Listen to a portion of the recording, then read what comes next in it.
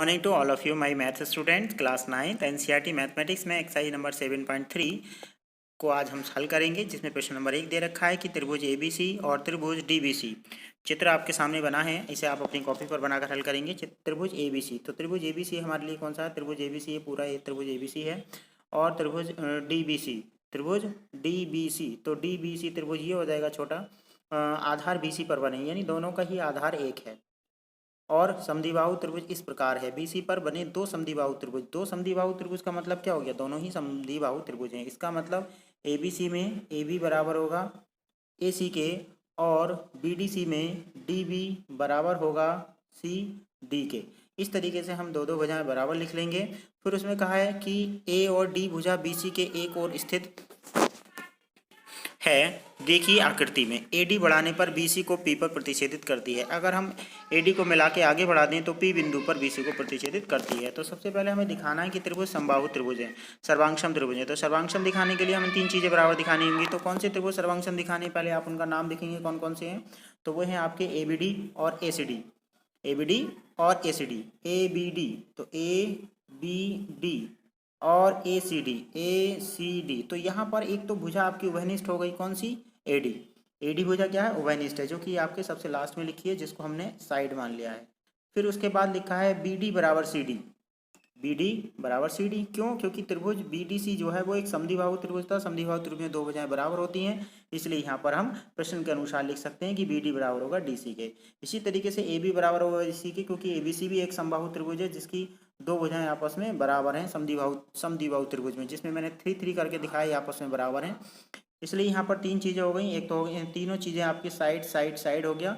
इस प्रमेय का अगर हम नाम लिखें तो साथ साथ में भी आपके त्रिभुज क्या हो जाएंगे? सर्वांगसम। इसी तरीके से सेकेंड वाले को आप खुद करेंगे और थर्ड वाले को भी आप खुद करेंगे। और फोर्थ वाले में लिखा है AP रेखाखंड BC को लंब समद्विभाजित करता है। AP रेखाखंड CB को समद्विभाजित करता है। अब यहाँ पर हम दिखा चुके हैं कि त्रिभुज क्या है? सर्वांगसम है, जो कि ऊपर सिद्ध कर चुके हैं। तो उसी की सहायता से हम लिखेंगे BP बराबर CP, BP बराबर CP। B से P का मान C से P के बराबर होगा। क्यों? क्योंकि जब दो त्रिभुज आपके सर्वांगसम सिद्ध हो जाते हैं तो इसमें से संगत भुजाएं भी आपस में बराबर हो जाती हैं। ठीक है। उसके बाद एंगल BPA और CPA, BPA और CPA भी आपस में बराबर होंगे। उसके साथ साथ BPA प्लस CPA बराबर 180 होगा, दोनों कोणों का योगफल। BPA और CPA, क्योंकि ये एक रेखीय कोण के, सरल कोण के एक और बने दो कोणों का योगफल है, जिनका योगफल 180 होगा, यानी पूरा क्या है? अर्धवृत्त है। और अर्धवृत्त में बना कोण क्या होता है? 180 होता है। इस तरीके से दोनों कोणों का योगफल 180 रखेंगे। जो दोनों ही बराबर होने की वजह से हम किसी एक का मान उसके अंदर रख देंगे और उसे दुगना कर देंगे। ठीक है। जैसे कि यहाँ पर ये दोनों कोण है, दोनों कोणों को अगर एक जैसा कर दें तो दुगना हो जाएगा। ठीक है। और इस 2 से अगर हम 180 को काट दें तो कितना आ जाएगा? 90। अतः रेखाखंड AP जो है रेखाखंड BC पर लंब है, यानी 90 डिग्री का कोण बनाता है।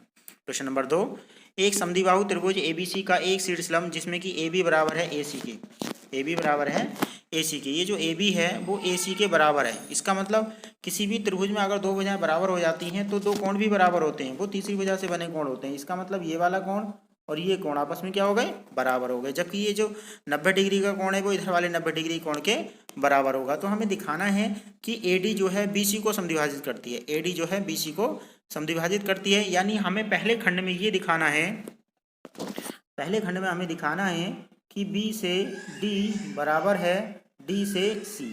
इसका मतलब ये दोनों भुजाएं जिस दो त्रिभुज में हैं उन दोनों त्रिभुजों के पहले नाम लिखेंगे।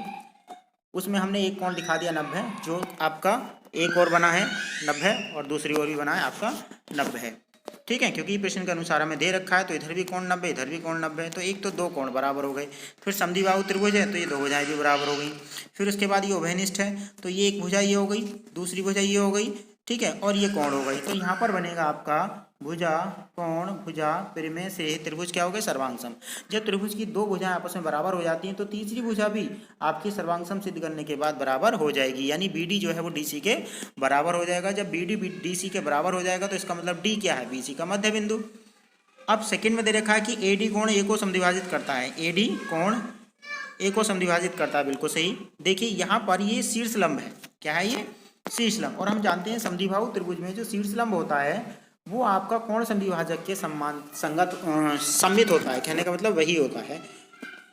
तो समद्विबाहु त्रिभुज में शीर्षलंब और कोण समद्विभाजक समान ही होते हैं, जो कि दो बराबर भुजाओं के बीच बने कोण को समद्विभाजित करते हैं। तो ये थे 7.3 के पहला और दूसरा क्वेश्चन। इसके अगले क्वेश्चन को हम अगली क्लास में हल करेंगे।